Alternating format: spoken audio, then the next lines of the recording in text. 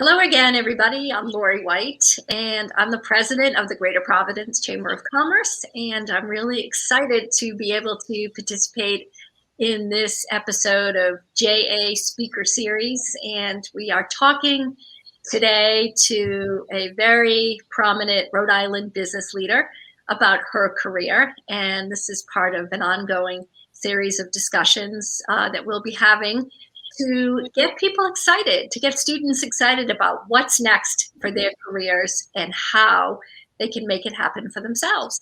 So good afternoon, Michelle. How are you? I'm doing well, Laurie. Thanks. How are you? I'm doing so well, thanks. It's great to see you. And I want to begin by asking you to formally introduce yourself to our students. Sure. My name is Michele Cinquegrano, and I work for Verizon here in Rhode Island, and have worked here for 27 years with the company. Fantastic. So I think when our audience thinks about Verizon, they think about their cell phone and their Netflix and the like. So why don't you tell us a little bit about what you do every day for Verizon? Sure. So the branch that I work in at Verizon is state government affairs. So I look at all of the laws that are or all the bills that are introduced at the State House, and then I see how they impact our company, not just for our phones or our internet, but also we look at it for our employee base and our taxes and any other mandates that kind of come across. And then we talk to the legislators about what those bills would do as a company and work with others in the industry and business in Rhode Island. I also work with all the municipalities, all the cities and towns. So if they have any questions of Verizon, they can come to me and I can get them into the right departments at Verizon. So we work together on that. That sounds like a very hard and complicated job, Michelle. It's different every day. Even after working for the company all this time, my day is different every day. I never know what I'll get on when I get a call or an email from somebody and what they're asking for, but it makes it more exciting and keeps it fresh and real every day for me too. So what are the skills, Michelle, that you need to have in order to be as accomplished and as proficient as you are in your job? Well, I would say that you need to make sure that you're willing to learn every day. There's a lot of work that goes into knowing our product lines and all of the new things that we're coming out with, whether that's on the wireline side. So if you have Fios or something that comes into your home, or talking about your cell phones and all of the latest and greatest on that. So I think you have to have an open mind, still be willing to learn every day. And I think you have to listen and like to deal with people a lot, because that's your whole entire day is dealing with people in your job, whether it's outside the company or inside the company. So making sure that you're personable as well. So is it safe to say that you know everything about the phones and our service? And that sounds like an awesome job to have. It would be, and I don't know everything. And there are a lot of different experts. So when I need to learn something, I know the right people to go to in the company to ask them those questions. I don't think anybody can know everything, but working with some really smart and intelligent people helps it go a lot easier. What kind of educational background do you have, Michelle? And how were you able to decide what to study to get a career as illustrious as this? Well, it's funny. When I was in junior high and high school, I thought I wanted to be an attorney. So when I went to school, I majored in political science and I minored in Russian because I thought I wanted to be an international lawyer. Then I decided, maybe that's not exactly what I wanted to do.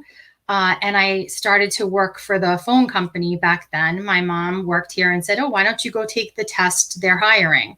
So what I started to do with the company as a technician isn't what I'm doing now, but I think the basis of everything that I've done in the company has brought me kind of full circle. So I work under the legal umbrella of Verizon now, and I deal with attorneys all day and looking at legislation and bills. You really do need to kind of have that background.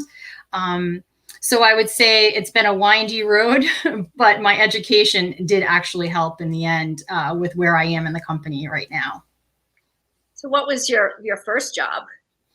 Believe it or not, my first job, I worked at the State House in Rhode Island. I wanted to be a page, and I ended up working in the Senate Majority Leader's office at the time, and learn how legislation was drafted, and work with the legislators there in that office and the staff.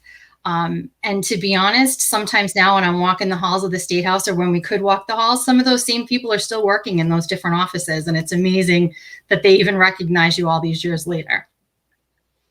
So that was your first job out of what, high school, college? So that was my first job when I was still in high school. And then my first job out of college was actually working for Verizon. I have had many different jobs in the company, but I have worked for the same company all this time. You said that you were a technician. That's pretty cool. What's that all about? Yeah, so I've been a technician inside of our offices. So we have one of our large offices in downtown Providence. We have some equipment in there, so I would work on that equipment, do some wiring, and I was also a technician outside. So those folks that you see out in the street driving a truck, going onto a pole, and in customers' homes, I was actually working in that department as well. I went to pole climbing school and learned how to fix troubles on wires and on the telephone poles. So it's been a pretty interesting career through all of that. So you've actually climbed a pole, Michele? I actually have, Laurie, and I'm deathly afraid of heights. So it was a pretty big thing for me to do that, to be all the way up on top of that pole. And not only climbing the pole, right, but knowing all of the safety around it, knowing the zones that you have to go in, and trying not to get hurt while you're doing that. The technicians who do that job every day, I give them all the credit in the world for doing that. What's the most important or most interesting thing that you know about pole climbing? So I think the most interesting thing is how to test a pole to see if it's safe to climb. Making sure that it's not rotted, and that as long as you're safe, that the pole isn't hot, which is if the pole becomes electrified, you're not supposed to be climbing the pole. You have to wait for the electric company to come and fix that.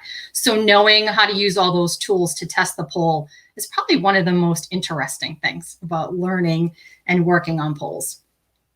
That is so interesting that you began your career at Verizon by climbing telephone poles and being a technician and driving a truck. And now you have one of the very top jobs at Verizon in Rhode Island. So what a testament that is to you and your work ethic and your ability to learn every day and to take those skills and be really good with people. So what do you think some of the biggest lessons are of that progression that you've just talked about? So I think some of the biggest ones are that, not letting people tell you that you can't do that job. I've worked in a very male-dominated field my entire career. And I think that never doubting myself is important, and knowing, be a disruptor, shake things up. I know not everyone was expecting someone who climbed a pole would be doing the work that I do now. But I think having a deep knowledge of the company is really helpful. And putting that self-assurance out there and knowing that you can do the job and you can do it well was really important for me. That's really a great point that you're making, because a lot of really successful people, when they get to the very top, to the corner office, if you will, a lot of really successful people, men and women, talk about how they do have great depth of experience within the company, and they have either worked on the factory floor, or they've driven trucks, or they've been out in the field, or they've been on the phones in a call center, or really, really, really, really close to the customer, or really close to the service that you're providing. And that's a lot of times really the best way to understand the subtleties and the nuances of the job, right? I think so. I think knowing those different aspects of the job and understanding how, Verizon has a very complicated network, whether it's a wireline network or it's your cell phone wireless network. And I think understanding the basics of that has been truly helpful throughout this entire journey in my career. And also, being a customer myself, I know how I want to be treated as a customer. So always being open to listen to anyone that has an issue or a complaint, and trying to help them and getting them to the right folks that can help them has been very important as well. Speaking of Verizon, what do you think the most, provocative thing, interesting thing that we could tell our students about the way telephone service used to be? Well, when I started with the company, we only had service, a hardwired phone on your wall, and we didn't even have internet. So I think of where that's gone, that now we can't live without either one of those things on a daily basis. I mean, we're having this conversation right over the internet, and having our video calls all day long. It's been amazing to think we're in only a short 25, 27 years where we've come, and I can only imagine what the future is going to bring. Now we look at 5G and all of the amazing things that we'll be able to do over the wireless network. It's pretty cool to think how far we've come in such a short time. Where do you think the industry will be 5 years from now? I mean, we'll probably be on 7 or 8G by then. I just think that we're going to be able to do more and more wirelessly. You're not going to be tied to anything in your home.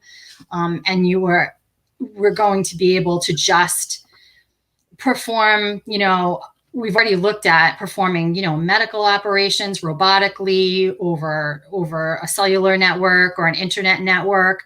I can't even imagine where things are going to go from there and how much more we're going to rely on that for our lives in total. What would you say to today's students that would get them really excited about the potential of getting in on the ground floor at a company like Verizon that's doing such amazing forward-looking work?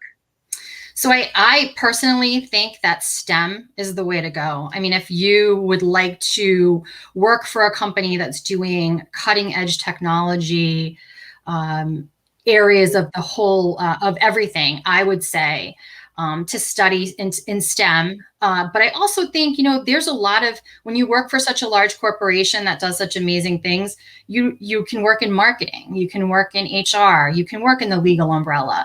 Not everyone needs to be an engineer, but I think that they probably do some really cool stuff, especially in research and development. So if that's something you're interested in, and whether you're a gamer, a coder, there's just so many things to concentrate on and study so you can get in with the companies like this when you get older.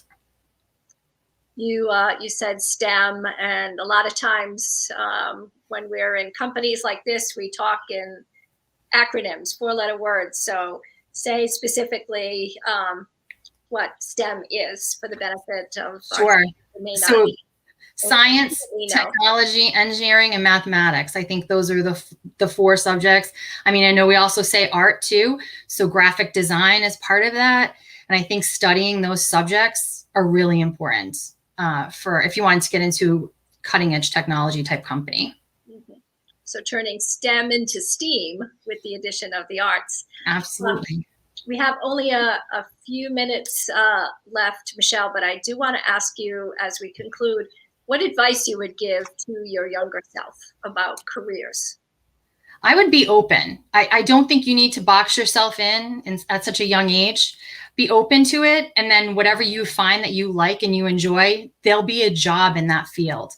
And I think, don't doubt yourself and don't let anyone tell you you can't do something, because you can. You can definitely do it. That is great advice from Michele Cinquegrano, Senior Vice President at Verizon, one of the very top leading women in Rhode Island in business. And Michele, it was a pleasure to talk with you today on behalf of Junior Achievement. Always. Thank you, Laurie. I really appreciate it.